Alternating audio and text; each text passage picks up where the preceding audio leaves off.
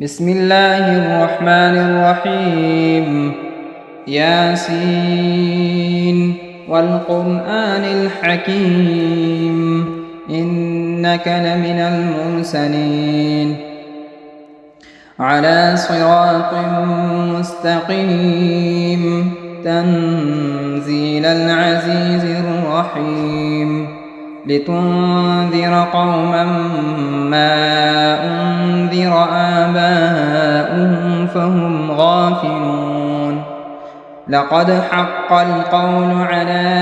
أكثرهم فهم لا يؤمنون إنا جعلنا في أعناقهم أغلالا فهي إلى الأذقان فهم مقمحون وجعلنا من بين أيديهم سدا ومن خلفهم سدا فأغشيناهم فهم لا يبصرون وسواء عليهم أأنذرتهم أم لم تنذرهم لا يؤمنون إنما تنذر من اتبع الذكر وخشي الرحمن بالغيب فبشره بمغفرة وأجر كريم إنا نحن نحيي الموتى ونكتب ما قدموا وآثارهم وكل شيء أحصيناه في إمام مبين واضرب لهم مثلا أصحاب القرية إذ جاءها المرسلون إذ أرسلنا إليهم اثنين فكذبوهما فعززنا بثالث فقالوا إنا إليكم مرسلون قالوا ما أنتم إلا بشر مثلنا وما أنزل الرحمن من شيء إن أنتم إلا تكذبون قالوا ربنا يعلم إنا إليكم لمرسلون وما علينا إلا البلاغ المبين قالوا إنا تطيرنا بكم لئن لم تنتهوا لنرجمنكم وليمسنكم منا عذاب أليم قالوا طائركم معكم أئن ذكرتم بل أنتم قوم مسرفون وجاء من أقصى المدينة رجل يسعى قال يا قوم اتبعوا المرسلين اتبعوا من لا يسألكم أجرا وهم مهتدون وما لي لا أعبد الذي فطرني وإليه ترجعون أأتخذ من دونه آلهة إن يردني الرحمن بضر لا تغن عني شفاعتهم شيئا ولا ينقذون إني إذا لفي ضلال مبين إني آمنت بربكم فاسمعون قيل ادخل الجنة قال يا ليت قومي يعلمون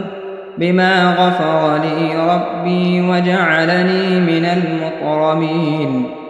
وما أنزلنا على قومه من بعده من جند من السماء وما كنا منزلين إن كانت إلا صيحة واحدة فإذا هم خامدون يا حسرة على العباد ما يأتيهم من رسول إلا كانوا به يستهزئون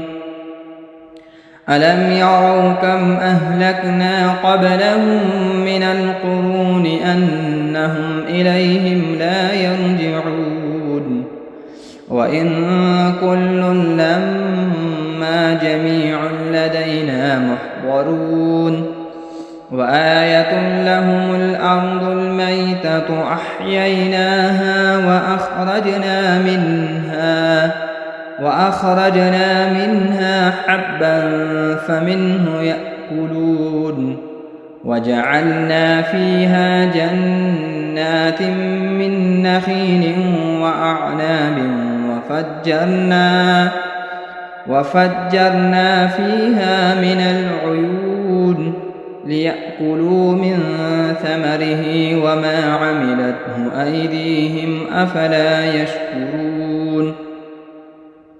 سبحان الذي خلق الأزواج كلها مما تنبت الأرض ومن أنفسهم ومما لا يعلمون وآية لهم الليل نسلخ منه النهار فإذا هم مظلمون والشمس تجري لمستقر لها ذلك تقدير العزيز العليم والقمر قدرناه منازل حتى عاد كالعرجون القديم لا الشمس ينبغي لها أن تدرك القمر ولا الليل سابق النهار وكل في فلك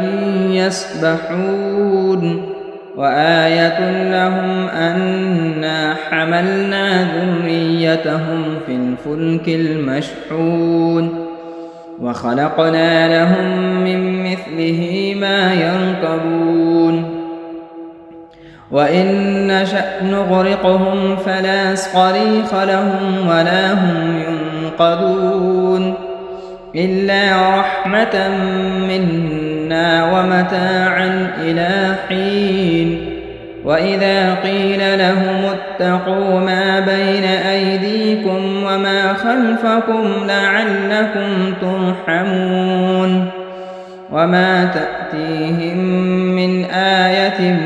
من آيات ربهم إلا كانوا عنها معرضين وإذا قيل لهم أنفقوا مما رزقكم الله قال الذين كفروا للذين آمنوا أنطعم من لو يشاء الله أطعمه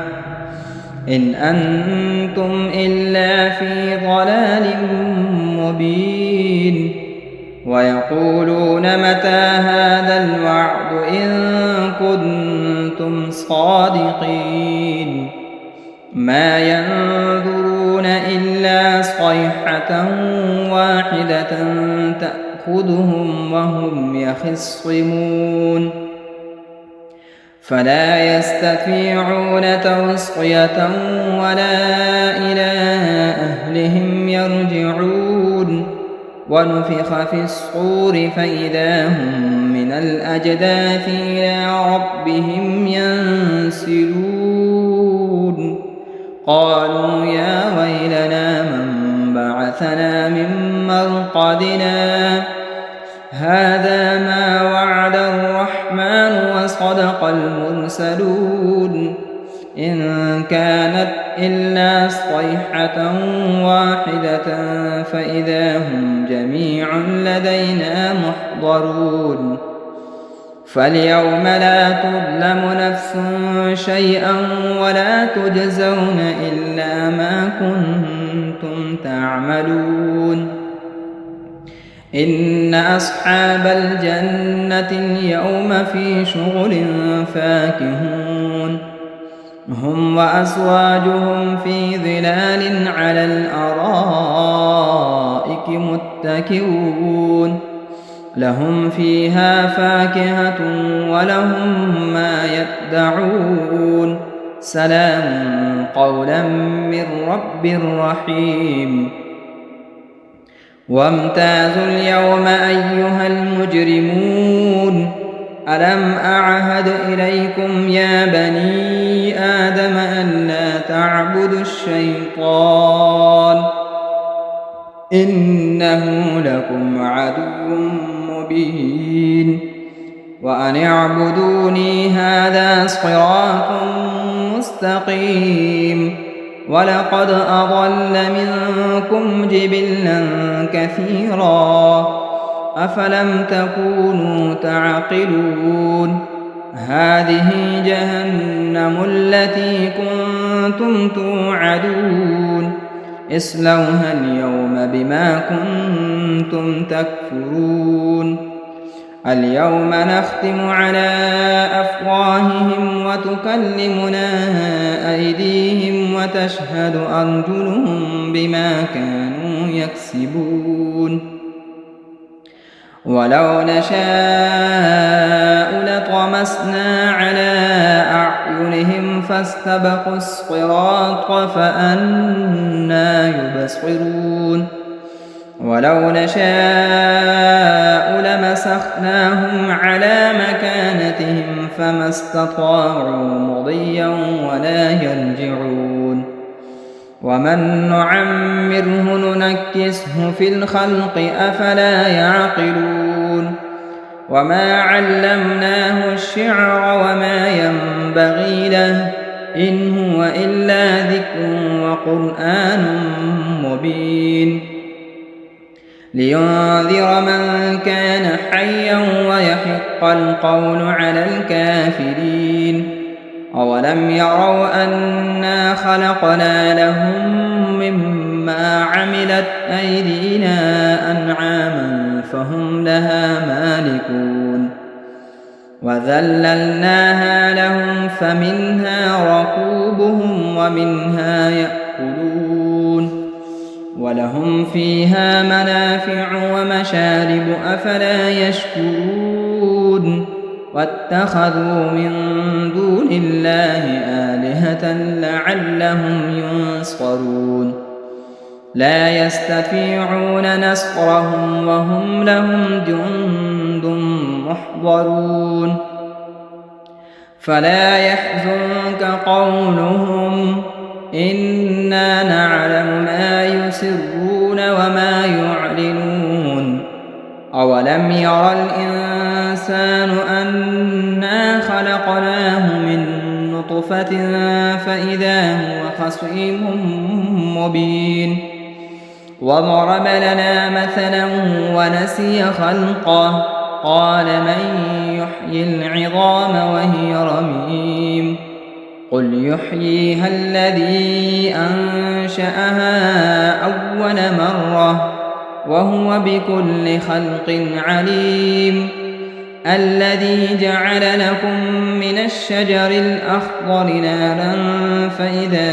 أنتم منه توقدون أوليس الذي خلق السماوات والأرض بقادر على أن يخلق مثلهم بلى وهو الخلاق العليم إنما أمره إذا أراد شيئا أن يقول له كن فيكون فسبحان الذي بيده ملكوت كل شيء وإليه ترجعون بسم الله الرحمن الرحيم الرحمن علم القرآن خلق الإنسان علمه البيان الشمس والقمر بحسبان والنجم والشجر يسجدان والسماء رفعها ووضع الميزان ألا تطغوا في الميزان وأقيموا الوزن بالقسط ولا تخسروا الميزان والأرض وضعها للأنام فيها فاكهة والنخل ذات الأكمام والحب ذو العصف والريحان فبأي آلاء ربكما تكذبان خلق الإنسان من صلصال كالفخار وخلق الجان من مارج من نار فبأي آلاء ربكما تكذبان رب المشرقين ورب المغربين فبأي آلاء ربكما تكذبان مرج البحرين يلتقيان بينهما برزخ لا يبغيان فبأي آلاء ربكما تكذبان يخرج منهما اللؤلؤ والمرجان فبأي آلاء ربكما تكذبان وله الجوار المنشآت في البحر كالأعلام فبأي آلاء ربكما تكذبان كل من عليها فان ويبقى وجه ربك ذو الجلال والإكرام فبأي آلاء ربكما تكذبان يسأله من في السماوات والأرض كل يوم هو في شأن فبأي آلاء ربكما تكذبان سنفرغ لكم أيها الثقلان فبأي آلاء ربكما تكذبان يا معشر الجن والإنس إن استطعتم أن تنفذوا من أقطار السماوات والأرض فانفذوا لا تنفذون إلا بسلطان فبأي آلاء ربكما تكذبان يرسل عليكما شؤاد من نار ونحاس فلا تنتصران فبأي آلاء ربكما تكذبان فإذا انشقت السماء فكانت وردة كالدهان فبأي آلاء ربكما تكذبان فيومئذ لا يسأل عن ذنبه إنس ولا جان فبأي آلاء ربكما تكذبان يعرف المجرمون بسيماهم فيؤخذ بالنواصي والأقدام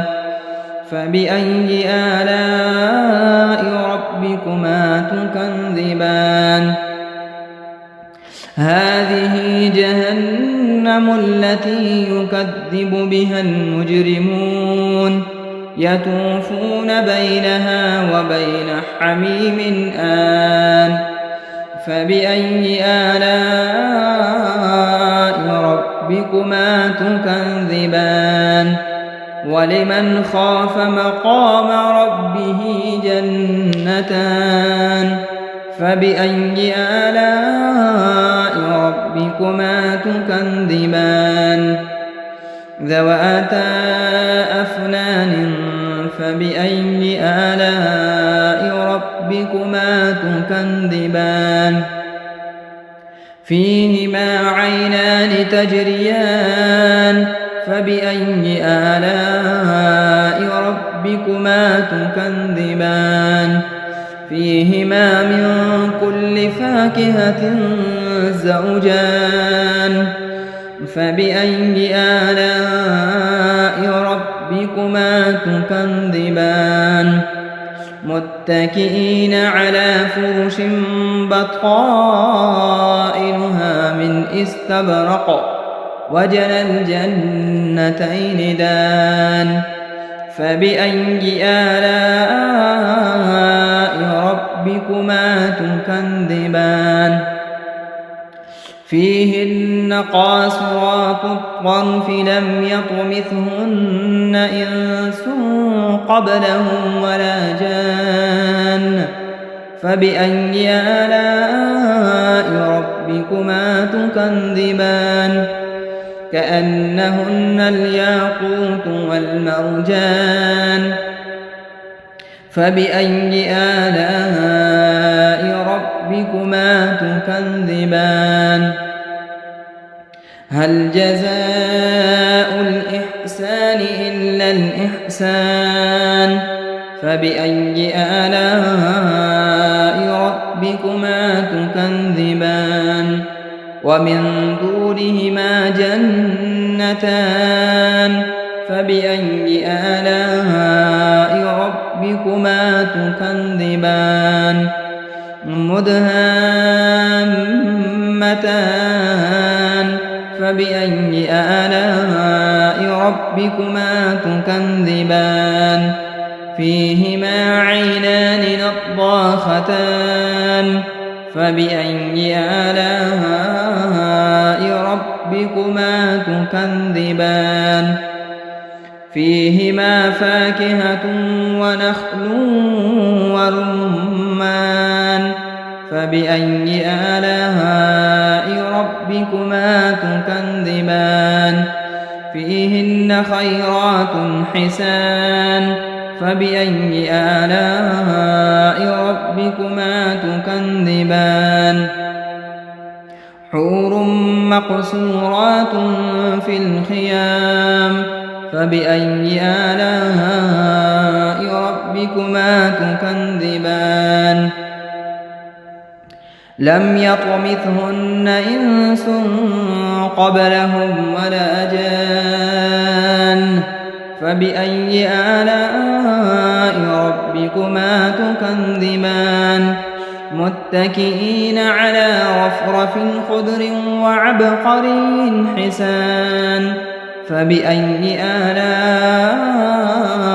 ربكما تكذبان تبارك اسم ربك ذي الجلال والإكرام بسم الله الرحمن الرحيم إذا وقعت الواقعة ليس لوقعتها كاذبة خافضة رافعة إذا رجت الأرض رجا وبست الجبال بسا فكانت هباء منبثا وكنتم أزواجا ثلاثا فأصحاب الميمنة ما أصحاب الميمنة وأصحاب المشأمة ما أصحاب المشأمة والسابقون السابقون أولئك المقربون في جنات النعيم ثلة من الأولين وقليل من الآخرين على سرر موضونة متكئين عليها متقابلين يطوف عليهم ولدان مخلدون بأكواب وأباريق وكأس من معين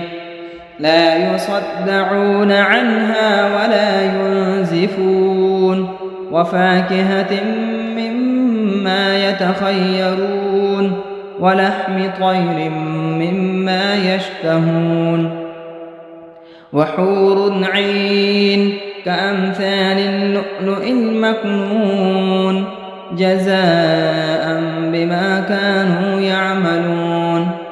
لا يسمعون فيها لغوا ولا تأثيما إلا قيلا سلاما سلاما. وأصحاب اليمين ما أصحاب اليمين في سدر مخضود وطلح منضود وظل ممدود وماء مسكوب وفاكهة كثيرة لا مقطوعة ولا ممنوعة وفرش مرفوعة إنا أنشأناهن إنشاء فجعلناهن أبكارا عربا أترابا لأصحاب اليمين ثلة من الأولين وثلة من الآخرين. وأصحاب الشمال ما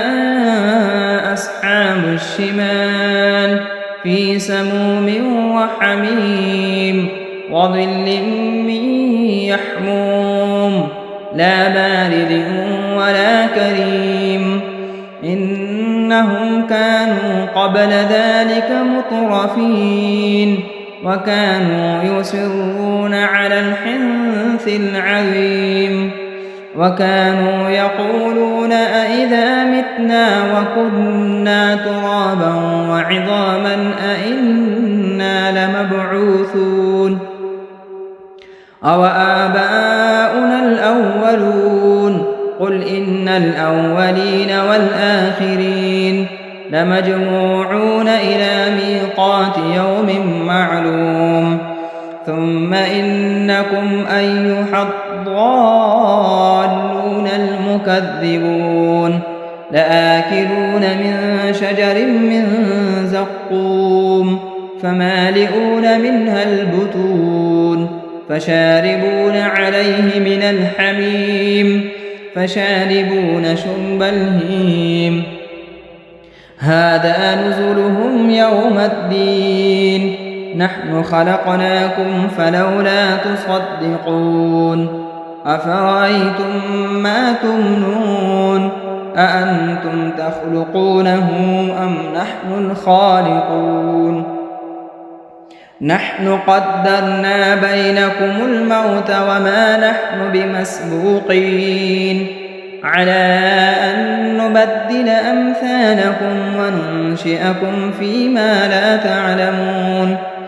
ولقد علمتم النشأة الأولى فلولا تذكرون أفرأيتم ما تحرثون أأنتم تزرعونه أم نحن الزارعون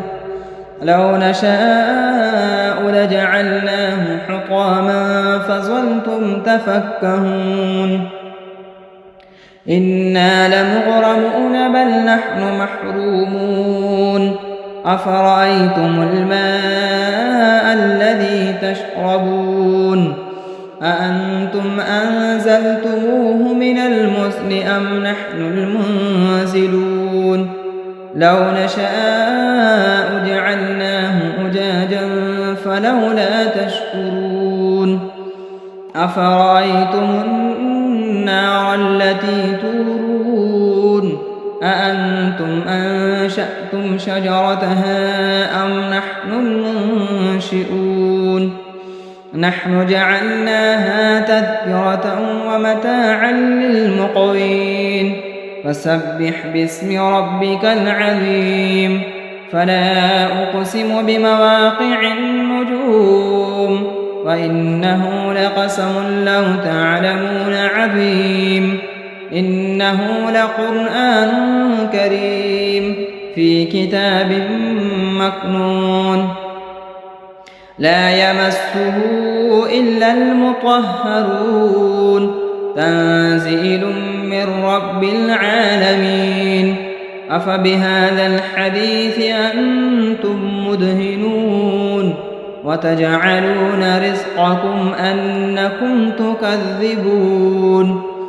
فلولا إذا بلغت الحلقوم وأنتم حينئذ تنظرون ونحن أقرب إليه منكم ولكن لا تبصرون فلولا إن كنتم غير مدينين ارجعونها إن كنتم صادقين فأما إن كان من المقربين فروح وريحان وجنة نعيم وأما إن كان من أصحاب اليمين فسلام لك من أصحاب اليمين وأما إن كان من المكذبين الضالين فنزل من حميم وتصلية جحيم إن هذا لهو حق اليقين فسبح باسم ربك العظيم بسم الله الرحمن الرحيم تبارك الذي بيده الملك وهو على كل شيء قدير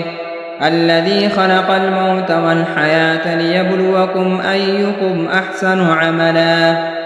وهو العزيز الغفور الذي خلق 7 سماوات طباقا ما ترى في خلق الرحمن من تفاوت فارجع البصر هل ترى من فتور ثم ارجع البصر كرتين ينقلب إليك البصر خاسئا وهو حسير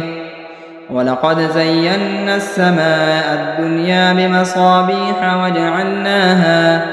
وجعلناها رجوما للشياطين وأعتدنا لهم عذاب السعير وللذين كفروا بربهم عذاب جهنم وبئس المصير إذا ألقوا فيها سمعوا لها شهيقا وهي تفور تكاد تميز من الغيظ كلما ألقي فيها فوج سألهم خزنتها ألم يأتكم نذير قالوا بلى قد جاءنا نذير فكذبنا وقلنا ما نزل الله من شيء إن أنتم إلا في ضلال كبير وقالوا لو كنا نسمع أو نعقل ما كنا في أصحاب السعير فاعترفوا بذنبهم فسحقا لأصحاب السعير إن الذين يخشون ربهم بالغيب لهم مغفرة وأجر كبير وأسروا قولكم أو اجهروا به إنه عليم بذات الصدور ألا يعلم من خلق وهو اللطيف الخبير هو الذي جعل لكم الأرض ذلولا فامشوا في مناكبها وكلوا من رزقه وإليه النشور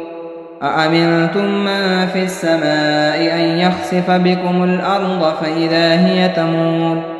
أم أمنتم من في السماء أن يرسل عليكم حاصبا فستعلمون كيف نذير ولقد كذب الذين من قبلهم فكيف كان نكير أولم يروا إلى الطير فوقهم صافات ويقبض ما يمسكهن إلا الرحمن إنه بكل شيء بصير أمن هذا الذي هو جند لكم ينصركم من دون الرحمن إن الكافرون إلا في غرور أمن هذا الذي يرزقكم إن أمسك رزقه بل لجوا في عتو ونفور أفمن يمشي مكبا على وجهه أهدى أمن يمشي سويا على صراط مستقيم قل هو الذي أنشأكم وجعل لكم السمع والأبصار والأفئدة قليلا ما تشكرون قل هو الذي ذرأكم في الأرض وإليه تحشرون ويقولون متى هذا الوعد إن كنتم صادقين قل إنما العلم عند الله وإنما أنا نذير مبين فلما رأوه زلفة سيئت وجوه الذين كفروا وقيل هذا الذي كنتم به تدعون قل أرأيتم إن أهلكني الله ومن معي أو رحمنا فمن يجير الكافرين من عذاب أليم قل هو الرحمن آمنا به وعليه توكلنا فستعلمون من هو في ضلال مبين قل أرأيتم إن أصبح ماؤكم غورا فمن يأتيكم بماء معين صدق الله مولانا العظيم.